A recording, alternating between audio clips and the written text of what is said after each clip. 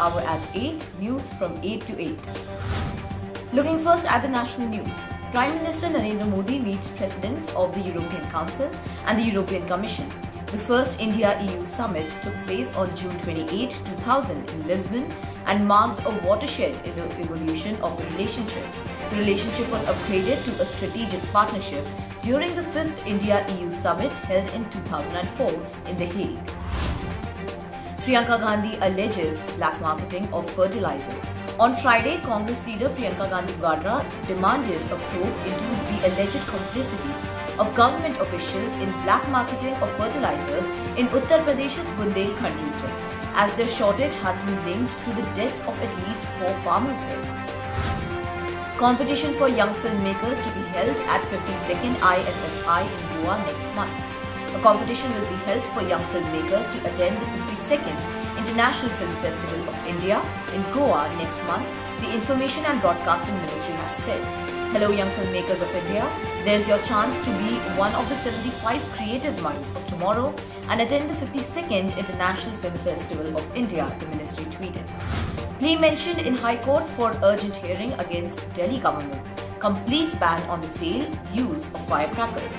However, the advocate urged the bench to hear it either on Friday itself or Saturday because otherwise the plea would become infructuous. The High Court will break for the Diwali's vacation from November 1 to 5 and Saturday is the last working day. In Aryan Khan drugs case, no injustice will be done to Wankhede's wife, says Rao. On Thursday, Kranti Redkar wrote to CM Uddhav Thackeray, referring to the Marathi roots amid allegations her husband, Sameer Wankhede, faces in connection with the Aryan Khan drugs case. Leander Paes, Nafisa Ali joined Trinamool Congress as Mamta eyes Goa polls. Tennis champion Leander Paes and former actress and politician Nafisa Ali joined the Trinamool Congress or TMC in TMC Supremo Mamta Banerjee and party leader Derek O'Brien in Goa on Friday. Government reverses decisions on IRCTC convenience fee. On Friday, the Railways Ministry withdrew its decision to ask the Indian Railway Catering and Tourism Corporation or IRCTC, its catering and tourism arm, to share half of all the convenience fee revenue it earns. Ministry of Railway has decided to withdraw the decision on IRCTC convenience fee. The Department of Investment and Public Asset Management or DIPAM Secretary Tuhin Kanda Pandey tweeted.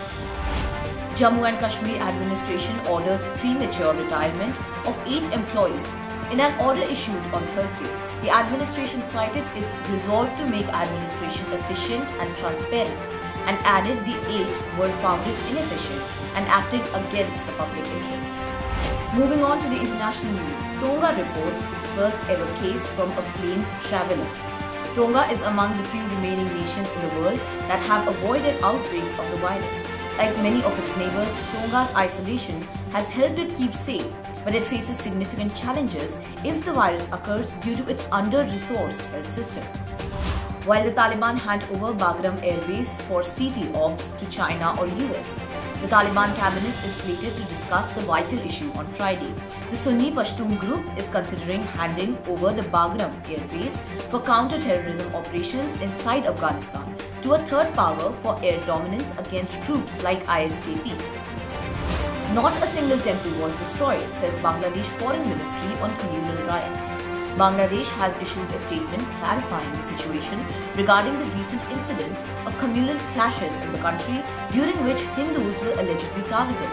Bangladesh's foreign ministry has maintained that, contrary to all the ongoing propaganda, only 6 people died during the recent violence. Today is World Stroke Day and the theme is timely access to high-quality stroke treatment. More than 13 million people will have a stroke each year, and around 5.5 million will die as a result, according to World Stroke Organization or WSO, as we observe World Stroke Day 2021 on Friday, October 29. On this day, the World Health Organization and other organizations around the world honor stroke survivors and support countries to identify and apply best buy interventions that reduce the risk of strokes. Market research analyst qualified as specialty job to determine H-1B visa.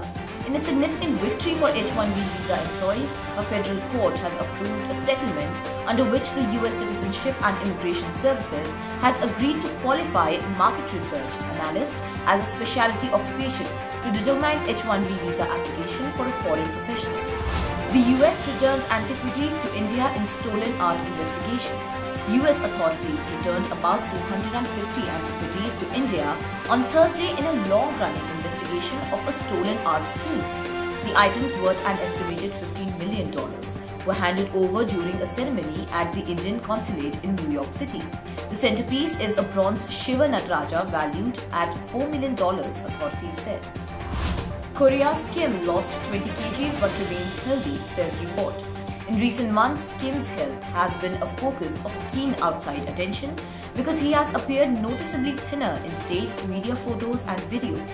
North Korean leader Kim Jong-un has recently lost about 20 kilograms or 44 pounds, but remains healthy and is trying to boost public loyalty to him in the face of worsening economic problems, South Korea's spy agency told lawmakers on Thursday.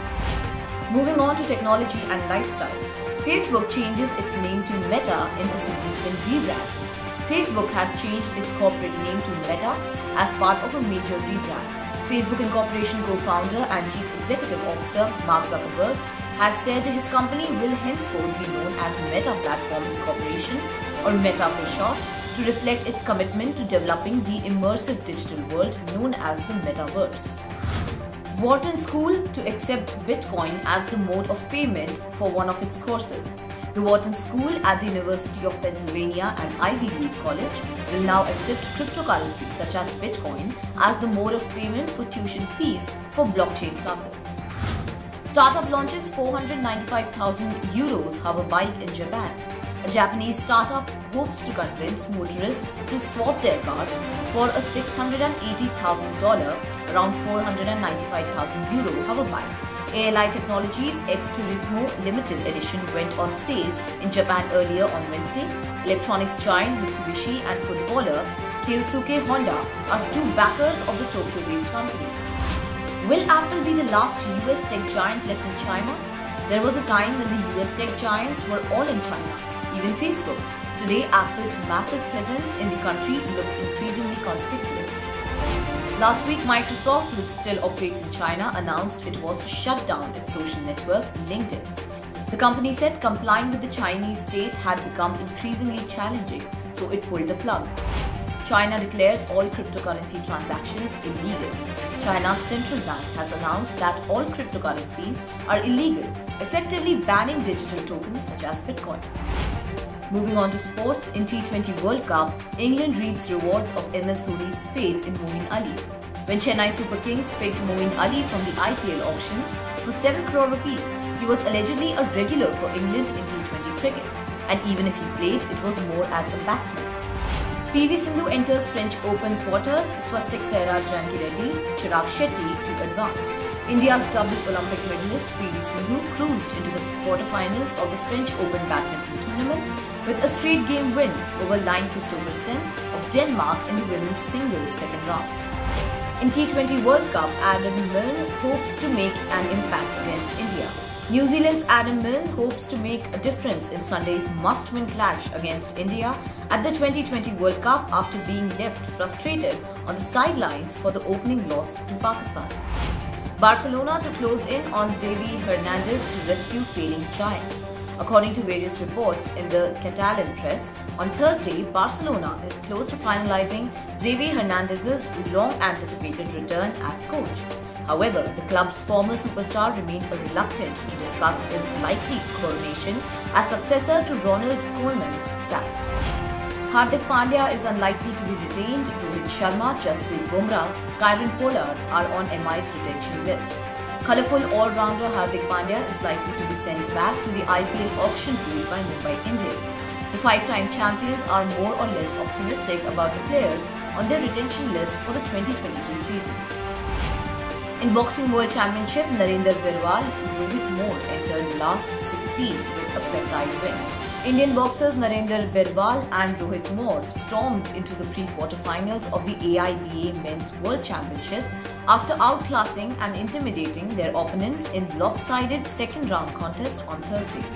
This is Sakshi from Inventiva Studios signing off. Till then, good night and do subscribe to our channel for daily updates.